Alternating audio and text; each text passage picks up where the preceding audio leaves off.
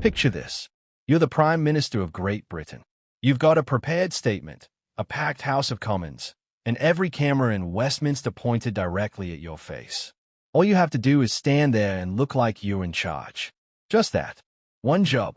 And somehow, even your body refuses to cooperate. Welcome back to British Reform. Today we are talking about Keir Starmer, the Mandelson scandal, and what a body language expert made of his Commons performance. And I promise you, it is every bit as painful as it sounds. Right, let's set the scene, because context is everything, hey. 4 weeks now, the Peter Mandelson security vetting scandal has been eating Labour alive from the inside. The short version, Mandelson, Starmer's handpicked choice for US ambassador, failed his security vetting. The advice from the vetting officer was clear: do not grant developed vetting clearance. And yet, somehow, he got the job anyway. And somehow, Starmer claimed he didn't know. And somehow, Parliament was not told. And somewhere in that chain of somehows, a senior civil servant got sacked, the Foreign Office got blamed, and Keir Starmer had to stand up in the House of Commons and explain himself to a room full of people who were absolutely not in the mood to be fobbed off. Now, here's where it gets interesting. Because while most of the coverage focused on the words Starmer used, a body language expert was watching something else entirely. They were watching what his body was saying. And those two things were not telling the same story. Think of it like this. You know when someone tells you they're absolutely fine, but their arms are crossed, their jaw is tight, and they haven't blinked in 4 to 5 seconds. That's not fine. That's a human being under enormous internal pressure trying very hard to project the opposite. That is what body language experts do for a living. They read the broadcast your nervous system is making while your mouth is saying something entirely different. And when they turned that skill on Starmer at the dispatch box, the results were, let's say, revealing. The word that keeps coming up in expert analysis of Starmer under pressure is defensive. Not measured, not composed. Defensive. There's a big difference. Composure is when a leader walks into a storm and the storm doesn't move them. Defensiveness is when every question lands like a physical blow and the body is visibly bracing for the next one. Stiff posture, closed-off gestures, eyes that keep dropping away. Responses delivered in a kind of robotic formality that experts describe as an attempt to control the emotional signal. Because if you go fully mechanical, you can't accidentally let something slip. The trouble is that mechanical mode is itself a signal. It tells the room you're working very hard not to show them something. And the room notices. And this isn't the first time the experts have spotted this pattern, which is the bit that should really worry Labour strategists.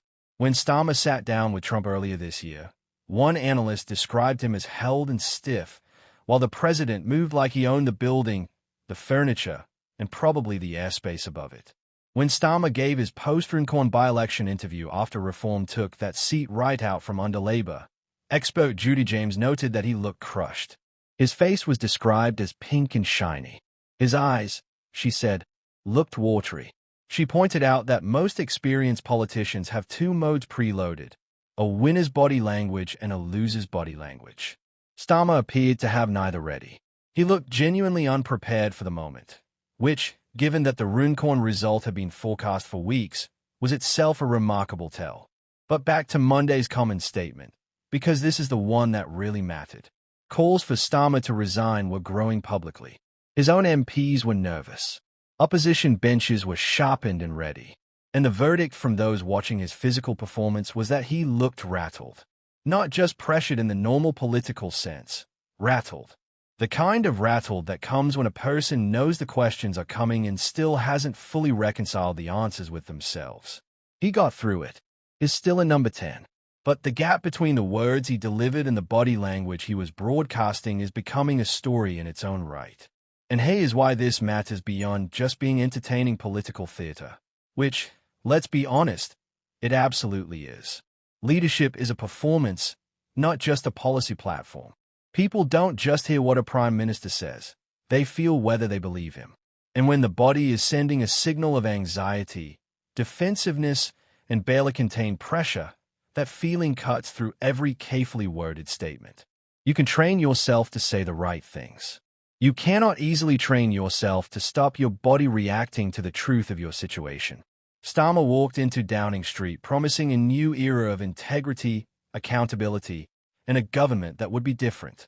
The body language experts have been watching him deliver on that promise. And what they are seeing, appearance by appearance and scandal by scandal, is a man whose body is keeping score in a way his spin teams simply cannot manage. He can change his lines. He cannot change the broadcast. With the May local elections just weeks away and Labour polling in a genuinely frightening place, Starmer needs more than better messaging. He needs to find a version of himself that actually looks like he believes he should be where he is. Right now, according to the people who study this for a living, that version has yet to show up. That's the state of play at British Reform. If you want more no-nonsense British politics coverage delivered fast and sharp every single day, subscribe right now. The button is right there. It takes 2 seconds, and frankly, given the speed this government is unraveling, you're going to want to keep up.